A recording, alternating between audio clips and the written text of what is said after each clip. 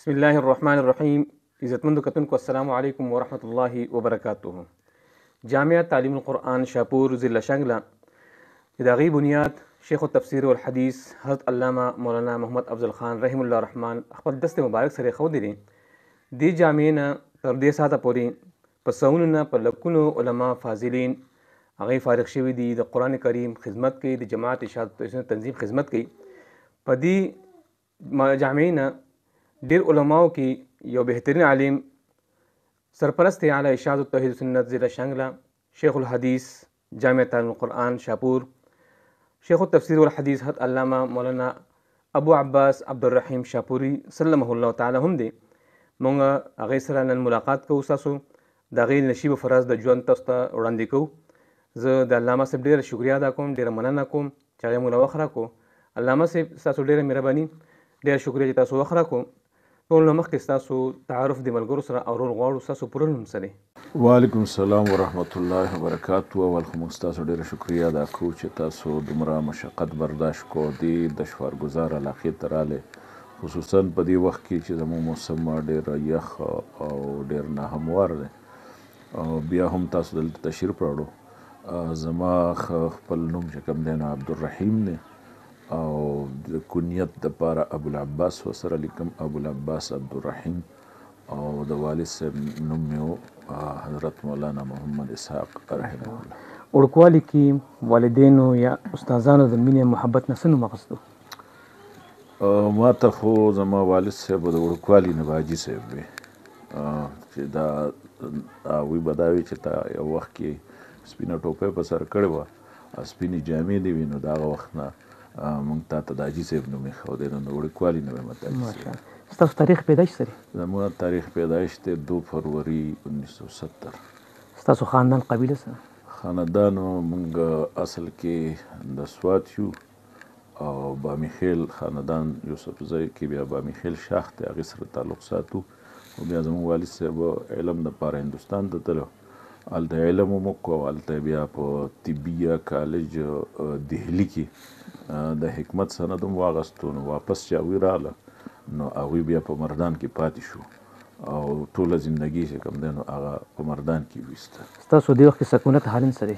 سکونت خو بس دا کوم ځای کې چې مونږ دې وخت کې ناست شو، د دې د پاسه مونږ کور دی او دلته مستقل پاتې کیږو. د دې علاقې محلې څه نوم دی؟ د دې دا خو شاپور دی او مونږ د دې جامع مسجد چې کوم محله ده جامع مسجد سره حوشا کې دې کې پاتې کیږو. ستاسو د ماشومانو تعداد څومره دی؟ ماشومان زما چې کوم دی نو 4 دي، الحمدلله والشکر لله. 3 هلکان دي او 1 جنۍ ده. څه مصروفیت لري؟ مشر زوی زما هغه فارغ دی د جامع تعلیم القرآن خال نه او هغې سره سره دغه شی MM کړې ده یونیورسټۍ نه، د ملکڼ یونیورسټۍ نه، او اوس هغه موږ سره په جامع تعلیم القرآن شاپور کې مدرس دی او دا زموږ چې کومه مدرسه ده د بناتو جامعه عائشه للبنات د دې ناظم تعلیمات او دلته مدرس دی. او بیا سیکنډ شپ کې بیا د موړی په هایر سیکنډري سکول کې هغې کې بطور استاذ. تاسو خپل ماشوموالی کوم ځای تېر کړی؟ ماشوموالی خو زما څه په مردان کې او د 5مه پورې سکول ما ویلو په لونخوړ مردان کې، بیا هغې نه وروستو 9 10 پورې په خیش کنو ښار کې، او هغې نه وروستو بیا زه علم لره وتی وم. نو په مظهر علوم منګوره کې 15 کاله هلته مې علم حاصل کړی، بیا 3 کاله دلته شاپور کې، بیا 1 کال په جامع تعلیم القرآن ګلکده کې، او آخري دور حدیث چې کوم ده نو هغه ما په جامع دارالعلوم کراچي کې کړی. دا کوم سن کې؟ دا جی 1993 में आखिर और 1994 में چې کوم د ابتدا و 1314 1413 او 1414 کې. کوم علماء نه تاسو قرآن زده کړی؟ قرآن کریم ما د شیخ القرآن مولانا محمد افضل خان رحمه الله کوم چې د شاپور شیخ القرآن تقریبا 11-12 ځله دوره تفسیر کې هغه سره وزه شریک وم، او 2 کال اخر کې بیا هغوی سره ما په شراکت تفسیر وي چونکې هغوی بیمارو نو لږ درس به هغوی کوو او بیا به سره نور ما شریک درس کوو. او دین علاوه د شیخ القرآن مظلوم شهید شیخ ولی الله رحمه الله هغه سره پاتې شوم او په رستم کې د شیخ عبدالسلام رحمه الله هغه سره م 2 کاله درس کړی او د شیخ فضلیات صاحب سره او دلته بیا د شیخ فیاض صاحب سره شیخ انور سره دوی سره م درس کې پاتې شوم. شیخ القرآن حضرت مولانا محمد عبدالخان رحم الله سره تاسو پاتې شئ. کم قسم شخصیت نو هغه نابغه روزګار شخصیت ورته وایي. هغه شخصیت چې هغه هسته کې کومه مینه وه، کوم محبت او کوم د بیا اهمه خبره دا وه چې د الله سره چې کوم تعلق و، چونکې زه ورسره په سفر حضر دواړو کې ډېر وخت پاتې شویم. په میاشتو به موږ په یو کمره کې په سفر کې او دغه شان دلته په حضر کې به اکثر ورسره زه وم. نو داسې تعلق د الله سره او داسې عابد او د الله نه یریدونکې بنده او داسې معتدل مزاج او په دین او په قرآن باندې عاشق بنده دا به چېرته ډېر کم میلاویږي. لکه ما چې ورسره کوم وخت ویستی په میاشتو ورسره موږ په سفر کې وو، نو په دې کې دی د شپې په ملاستې اوده ما نه دی لیدلی. نو ناست به عبادت به یې کوو، بیا په ناستې کله اوده شو، بیا پاسېد اودس به یې وکړو، سهاره پورې به بس دغه شان معمول و چې دی داسې ما لیدلی نه دی په ملاستې باندې لکه موږ چې څنګه کمیس وباسو او چې کوم دی نو ټوپۍ لر کړو او بیا سملو مستقله اراده وکړو. نو داسې بل اراده په دې کې ما د په ملاستې باندې نه دی لیدلی. شیخ رحم الله تاسو رویه څنګه طلباو سره خصوصا چې غوسناک به و که نه؟ نو شیخ رحمه الله خو یو صوفي مزاج و، نو زیات طور به انبساط په کله کله به انقباض کې مراتو او زیات طور چې کوم دی نو غالب په هغوی باندې انبساط و. انقباض کې به هم قارېدو نه، خو خاموش به صرف. نو بیا به چې مونږ به ورسره نو مونږ پې پوه چې دا د انقباض وخت دی، مونږ ورته سوي نه، قارېدو نه، غوسه او دا پکې نه و، و صرف خاموش به او زیات طور انبساط چې کوم نو هغه بیا هر چا سره به ډېر په خندا خوشحالۍ باندې میلاوېدل او ډېر چې کوم دی نو د هر چا سره محبت کول.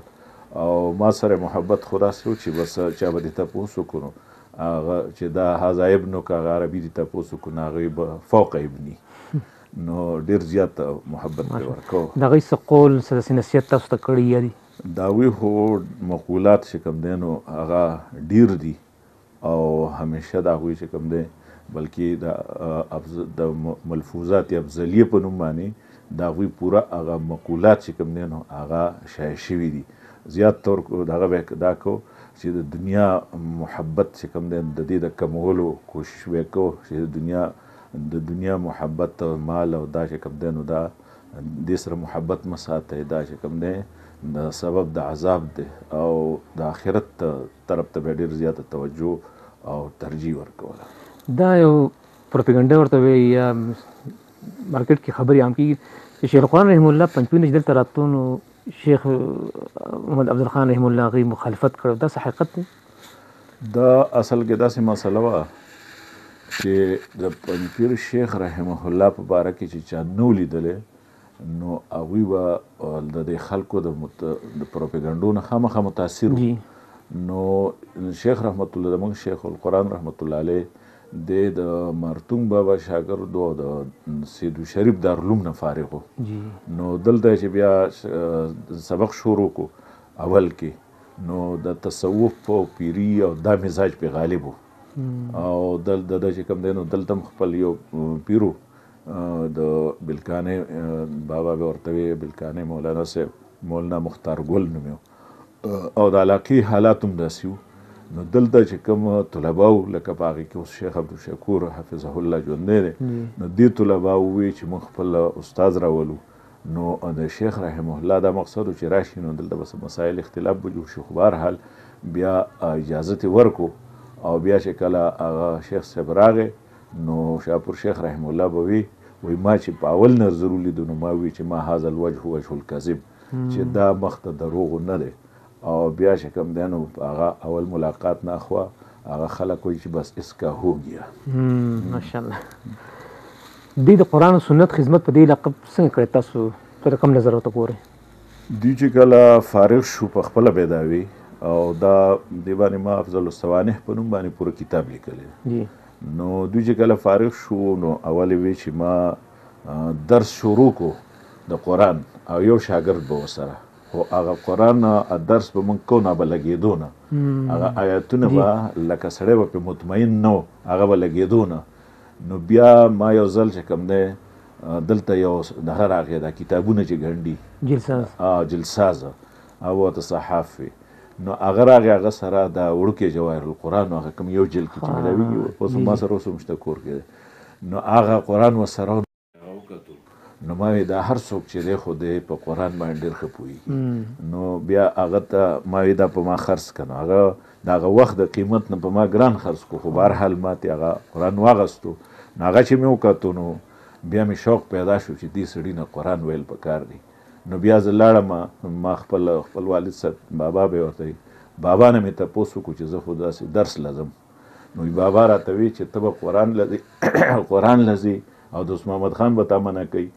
نو هغه ماله خرچه راکړه زه لاړم پنډۍ کې مې درس وکړو واپس چې رالم هغه ځای نه مې قرآن شروع کړو خو بیا بل شان بیا پې پوره زه مطمئن وم. بیا هغې نه وروستو چې کله د پنجپیر شیخ رحم الله سره ملاقات وشو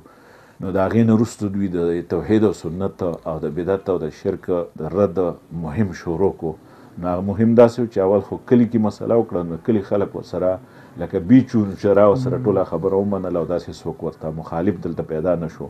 او بیا به ورسره خپل لوډ سپیکر به ورسره جمعرات په ورځ چې به کله سبقونه ووي نو بیا به یو کلي ته په نمبر باندې یو کلي ته تلل او هلته به مسله کوله نو دا څومره غرونه چې دي د شانګلې څومره علاقه چې ده نو دې کې د هر کلي ته تقریبا شیخ رحم الله خپل لوډ سپیکر خپل خرچې خپل ملګرو سره تللی لوډ سپیکر هغه وخت کې هغه غټه بیټري به ورسره یو به ورسره بیټري وه ځکه بجلي خو نه وه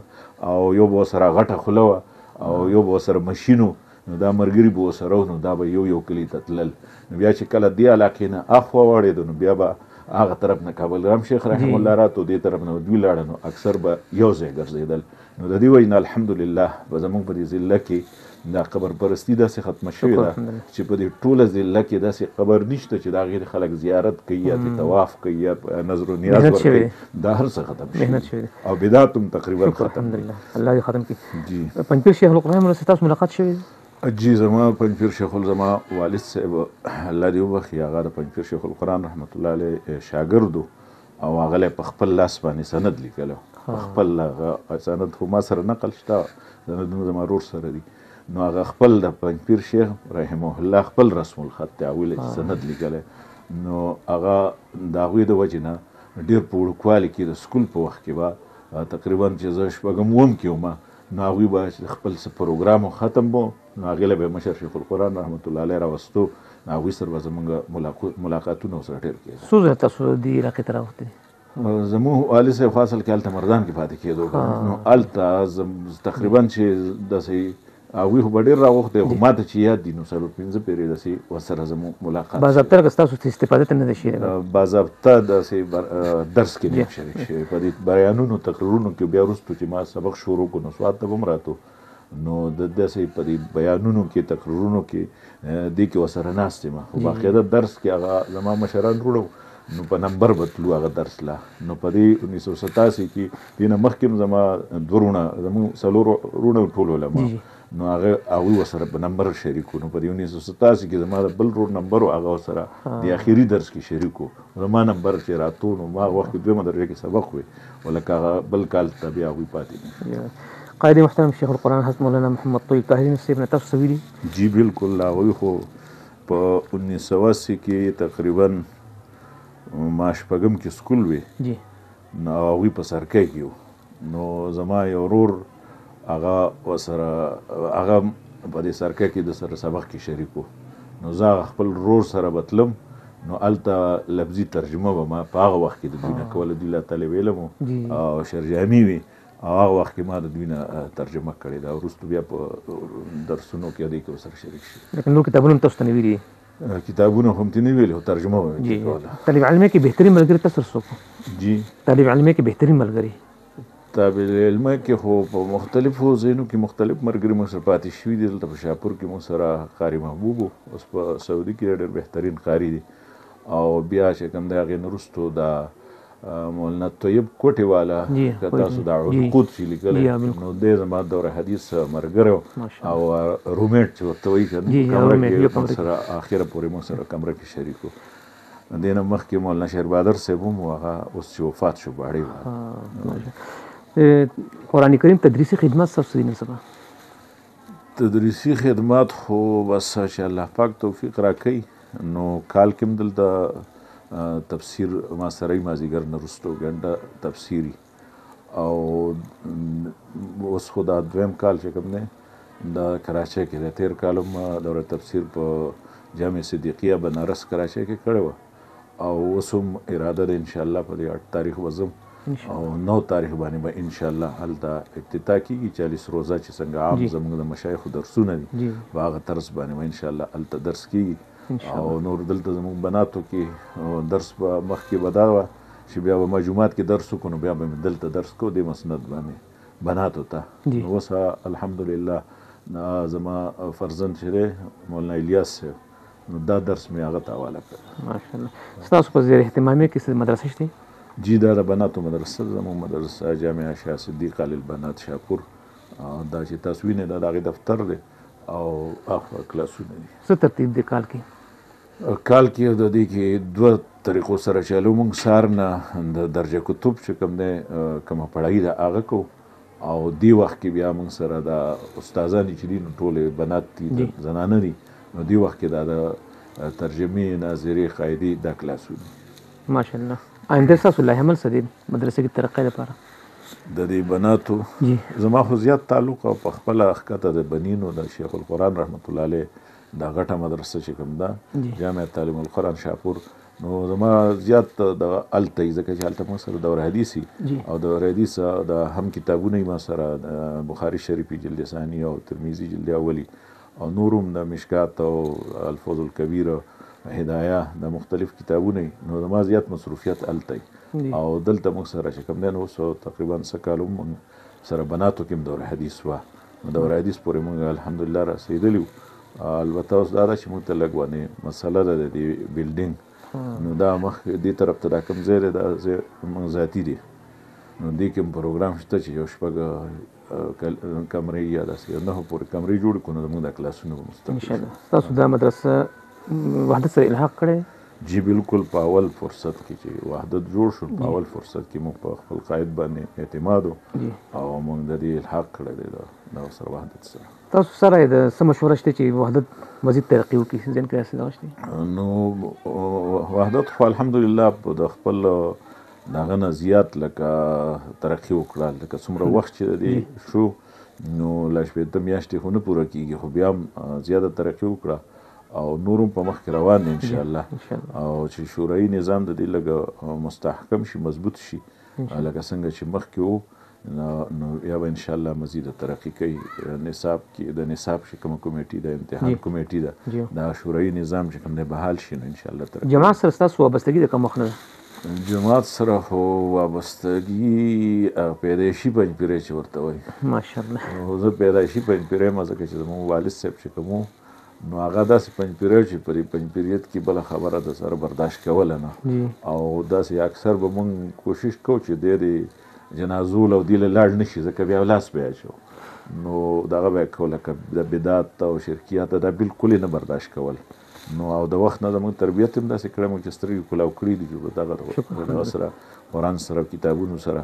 نو هغه موږ پیدایشي الحمدلله پنجپیریان. مرکز سره ستاسو ربط او تعاون څنګه دی؟ مرکز سره بالکل زموږ ربط دی د قائد محترم سره تعلق ربط حاضري کال کې 2-3 ځله یا صوبایي شورا کې حاضري دا کوو انشاءالله پابندۍ سره او آینده م انشاءالله عزایم انشاءالله. جماعتي عهدې تاسو څه میلاو شوي په دې عمره پورې؟ جماعتي عهدې خو په دارالعلوم کراچۍ چې کله موږ وهلته د هغې نه مخکې موږ په سوات کې نو سوات کې هم تنظیمي په دې طلباو کې زموږ تنظیمي دغه زه د یو څه وخت کې زه سوات د طلباو ناظم هم پاتې شوم. بیا دارالعلوم ته چې موږ منتقل شو نو دارالعلوم کې دا هغه کال و چې په جواهر القرآن باندې فتوا لګېدلې وه دا ورپسې کال نو بیا موږ هلته ملګرو وی چې تنظیم خو به جوړو خامخا نو بیا موږ په دارالعلوم کراچۍ کې تنظیم جوړ کړو او شورا به موږ کوله د دارالعلوم کراچۍ نه په هغه طرف داسې 1 کیلومتر 2 مخکې یو چورنګي د بلال چورنګي نو هلته به موږ خپله ماهانه شورا کوله. بیا دلته ضلع کې چې کوم دی نو هغه د اوس دې ټیم کې د سرپرست په وحده باندې شانګلي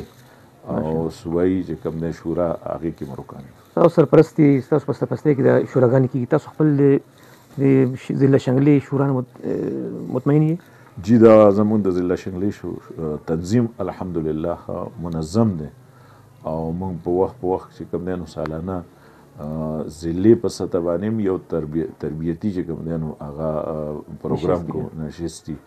او تحصیلونو کې سالانه یو تحصیل کې تربیتي چې کوم دی نو پروګرام کو او مرګري ښه منظم هم دي او پروګرامونه هم په شوق سره کوي او ماشاءالله تنظیمونه هم چې کوم دی نو په ټولو تحصیلونو لاندې بیا په دغه کې حلقې جوړې کړي دي په هر تحصیل کې 6 حلقې و حلقې نو دا حلقو تنظیمونه منظم دي تنظیم اصول هم دا دي چې دا کله ښکتې نه منظمې بره په خپله منظم دي ملګري داسې تاسو وینئ چې سستي کوي جماعتي امورو کې تاسو څه تنبیه کوئ؟ نو موږ ملګرو ته ګورو چې که دغه کېږي لکه سموالو ویانې چې چوکه کېږي نو چوکه کوي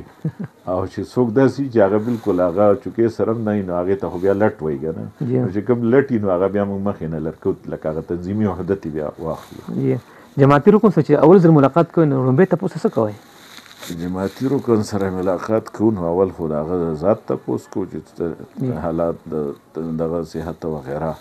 او بیا چې د حالاتو تپوس کوو چې تاسو ته څه رکاوټ شته که نشته څه مسایل شته که نشته مقابل شته که نشته او د درسونو د درس قرآن او درس حدیث د دې څه پروګرام دی د قرآن کریم ترویج تشریح لپاره بهترین ذریعه څه کیدی شي؟ د قرآن کریم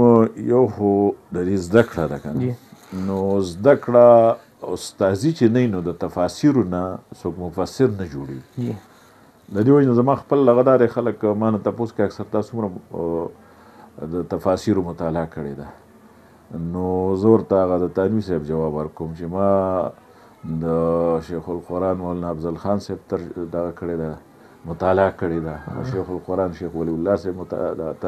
مطالعه مې کړې ده د شیخ عبدالسلام صاحب مطالعه مې کړې ده دا خپل د استادان چې د شیخ غلام حمید صاحب سره ملاقاتونه ډېر شوي باقاعده په درس کې نیم شریک شوي البته اجازة الحدیث مې ترې اخیستی نو د هغه چې کوم هغه دغه دی تحریر دی د قرآن هغه دا د استفادې دپاره بهترین اسباب دي د هغې وجه دا ده چې هغه به دا وي چې ما تقریبا 15 تفاسیر کتلي د هغه 15 تفاسیرو هغه حاصل موږ د بدرۍ جلده کې ټول میلاوي نو زیاته که قرآن فهمي مقصدی نو قرآن فهمي چې څومره د استادانو نه کېږي نو د تفاسیرو نه دومره نه کېږي په هغې باندې ټایم هم ډېر لګي استفاده ترې ډېره مشکله وي او ترویج د قرآن کریم چې کېږي نو د هغې دپاره چې کوم ذرایع دي د درس و تدریس او یا نن سبا چې کوم ذرایع ابلاغ دي لکه سوشل میډیا شوه واتساپ د ګروپونه او دا نو دا هم دې دپاره استعمالول غواړي ځکه د وخت د چیلنج مقابله چې کوم ده نو دا په هغه طریقه سره په هغه عنوان سره کول پکار دي تصانیف شته دي؟ تصانیف جی یو د افضل الصوانح د موږ د شیخ شاپور رحمت الله علیه د دوی دغه حالات دي او افضل البیان چې کوم دی نو د مشکلات القرآن هغه یو جلد چې کوم دی شایع شوی یوه حصه بله هم تیاره ده انشاءالله او دین علاوه سور من حیات صحابه د عرب یو عالم کتاب نو د هغې ترجمه پښتو کې ما ترجمه لیکلې ده هغه شایع شوې ده او اوس د میراث چې کوم دی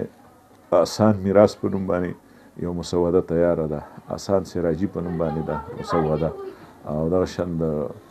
شرح العقیدة الطحاویه د هغې څه خدمت دي دا څه مطبوع دي څه غیر مطبوع قرآن کریم تفسیر باره کې څه اراده نشته؟ قرآن کریم په تفسیر باره کې خو مې اراده دې حده پورې وه چې خپل یو قرآن مې هم ځان له راوړی دی هغه رجسټري مې ورته برابر کړی وي خو چې ما یې صرف اول د لفظي ترجمه لیکمه کوشش کوم په دغه کې یوسفزۍ اصل پښتو کې او بیا به چې کوم دی نو هغې سره بیا لږ لږ ورسره شروع هم کړې ده نو بسم الله خو مې لیکلې ده ماشاءالله الله توفیق مزید درکړي جماعت سره رساله تاسو مطالعه کې شته؟ جماعت رسالې چې کوم دا د توحید و سنت رساله راځي پابندۍ سره او دغه شان د تبلیغ القرآن د مفتی ایاز صاحب رساله هغه هم راځي پابندۍ سره. مخکې به تعلیم القرآن راتله دغه والا راجا بازار پنډۍ والا او اوس بند شوې ده. تاسیس د جماعت په حوالې سره تاسو څه سوچ لرئ چې د اشاعت توحید سنت بنیاد ولې ضروري؟ نو اصل کې دا خو هغه چاته پته لګي مشران نه تپوس وکړی شي. اوس خو دا خلک راله او دوی چې دې ته څه ضرورت دی دوی د خپلو مشرانو حالات وګوري چې دلته د شرک او د بدعت څومره چې تیارې وي لکه شرکیات او بدعت تیارې وي نو تیاره خو په وهلو سره نه لر کېږي تیاره په رڼا سره لر کېږي. تیارې ضد چې کوم دی رڼا ده. هغه مفتي شفیع رحمت الله علیه ته چا وی زموږ شیخ صاحب دا وی زموږ علاقه کې چې کوم دی نو د شرکیات بدعت دي نو هغه وی چې لوړ ورپسې واهله وی وهه نو هغې وهلی کېږي خو نه وایي چې نه وهلی کېږي نو د قرآن شمه بله که نو تیارې به خود ختم شي. نو دا هغه چاته پته لګي چې دا زاړه حالات یې لیدلي د مشرانو د شرکیاتو د بدعاتو د رسوماتو کوم غلط عقاید شو چې هغې لیدلي نو دوی ته په خپله پته لګي چې د اشاعت توحید و سنت دا بنیاد او تاسیس دا ولې ضروري او اوس هم لاړ دي شي چې کوم ځای کې د اشاعت توحید و سنت څوک خدام نشته لکه دا کشمیر شو دا زموږ آزاد کشمیر چې دې ته سړی لاړ شي او د دې خلکو عقاید او اعمال سړی وګوري او د دوی چې کومه په دې علاقه کې چې کومه شرکیات او بدعت سړی وګوري ځکه هلته زموږ د اشاعت داسې یو کس نیم که چې تی خو څوک نشته نو چې نشته نو ټیک د نور مدارس پکې اوس هم شته کار به هم کوي او د شرکیاتو بدعت چې کوم دی هلته چې کومه شرح ده او کوم مقدار دی که نه نو دلته د هغې نه زیات هغه نو د دې دپاره چې که تاسیس د جماعت نوی شوی او شیخ القرآن رحمت الله علیه او زموږ د مشرانو دا خدمات نوی کړی نو اوس په پته نه لګي چې موږ څه شي کې به مبتلا وو زموږ شیخ رحمت الله علیه چې کوم دربار کې به پراته وو زموږ د شیخ رحمت الله علیه خپل یو مکتوب دی او کېدای شي هغه تاسو ته عاصم مولوي صاحب وښی هغې کې په اول کې هغوی چې کوم وظایف لیکلي دي که نه نو یا سیدي عبدالقادر جیلانی او یا سیدي شیئا لله دا چې کوم شرکي وظایف دي زموږ شیخ رحمت الله علیه او تصوف پې غالب و نو دا یې لیکلي دي بیا دا وروسته په سور قلم ټول کټ کړي دي بیا رجوع دې کړی دا د دې رجوع کړی دا بیا په خپل سور قلم باندې هغه به تاسو ته تصنیف وښی دا بیا کټ کړي به دا باندې نو چې دا نوې دا رڼا نوې راغلی نو دغه شان نو موږ به هم په دغه کې بیا چلېږو. د عقیدې مخالف سره ستاسو برتاو څنګه نو عقیدې مخالف سو کوشش د اصلاح کوو چې د اصلاح وشي او بیا د اصلاح په مختلفو طریقو سره اصلاح کېږي. بعضې وخت کې چې کوم دی نرمۍ سره کېږي بعضې وخت کې سختۍ سره کېږي د انبیاو اصول مو موسی علیه السلام اول چې تو الله پاک ورته وی فقولا له قولا لینا لیکن کله چې ونه شو ناامیده شو نو ویني اظنک یا فرعون مسبورا نو بیا په آخر کې دغه شان ابراهیم علیه السلام خپل پلار سره یا بتی اول ورته چې کوم دی نو په دې طریقې سره دعوت ورکوي خو چې کله د دې نه بیا ناامیده شي نو په آخر کې ورسره بیا سختي کوي. غصه په کومه خبره ډېر راځي؟ غصه په خصوصا په خپل شاګرد چې غلط دغه کې وي نو په غلط محفل کې په غلط طرف ته رواني نو دې باندې ډېر خفه کېږي. غلطي اصلاح څنګه کوئ؟ غلطي اصلاح هم دغه دواړه طریقې دي چې کله په نرمۍ کې په نرمۍ سره کوو او سختۍ باندې کېږي بیا سره سختي کوو خاص کر شاګردانو سره بایکاټ هم کوو څه وخته پورې دغه سره هم کوو سختي ورسره هم کوو بیا نو ډېر داسې وشو چې هغه د دې بایکاټ د وجې نه بیا راوګرځي واپس. تاسو خپل قرآن مدرس یې ډېر وخت هم تعلیم وکړو بهترین مدرس تاسو ته څنګه لګي چې دا ښه مدرس دی؟ بهترین مدرس د ابوالروز همګوت تللی وم نو یو ټیچر راپسې راغی نو ما ته وی چې ما ته یو نصیحت وکړه زه ګاډي ته ختم ما یو نصیحت دا دی چې د پردي بچي دا خپل بچي وګڼه څنګه چې خپل بچی کامیابول غواړي دغه شان د پردي بچي د کامیابۍ سوچ وکړه نو بس ته به کامیاب مدرس یې.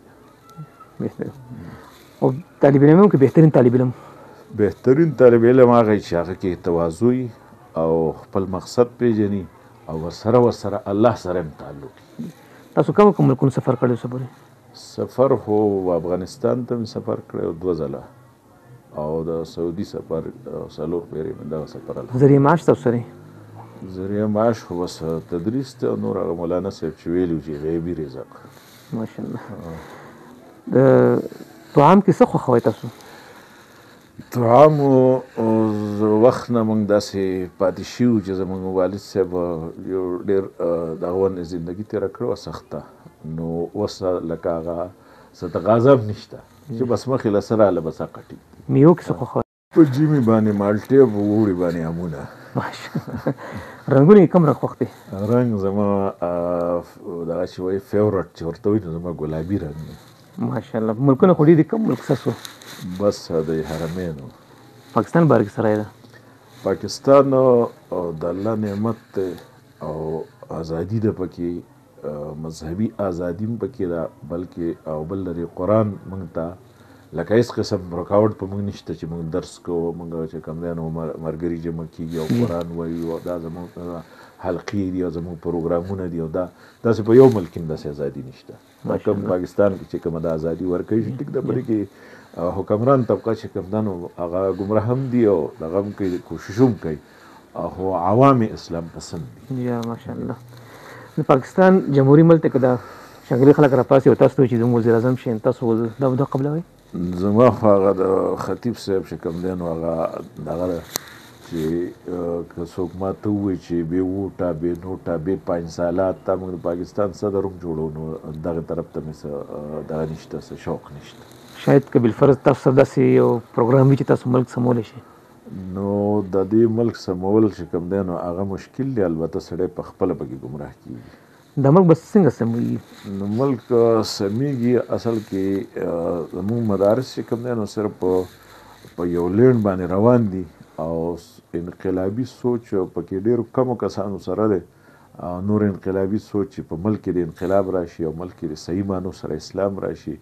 نو دا سوچ ډېر کم دی کنه تعداد لحاظ سره زموږ اوس دا ستاسو به خیال دومره فضلا دي چې دا فضلا فارغ شو زما په خیال چې د زرګون نه وجه ته لکونو ته اوړېدلي